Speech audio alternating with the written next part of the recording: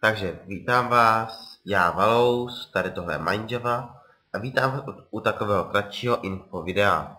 Dnes se dozvíte jednu podstatnou věc. Jako první bych chtěl říct, že jsem ještě neupgradeoval na verzi 1.2.2 a to z jediného důvodu, a to, abych se dostal na server, který běží pořád na Craftbookitu 1.1. Za druhé je to, že bude nový pořad, o kterém samozřejmě bude v multiplayeru a neví o něm ani Kobe, ani Kuba. Dozví se to, až hlédnou tohle video. Těším se na jejich, jak bych to řekl, teď to slovo,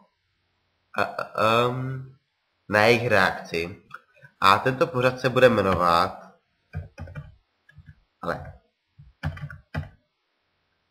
ale nějak takto. Ne, nebude se jmenovat takto. Bude se jmenovat takto. A takto bude v multiplayeru.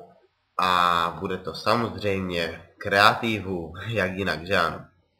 Tak. Samozřejmě, že budeme stavět jak kdy. Někdy budeme stavět normálně na defaultu, někdy na superflatu. To se ještě uvidí. Ale teďka, co bych jsem chtěl říct, tak je, ne, dělám si srandu. Pořád používám jak vidíte, jakože mám český fond.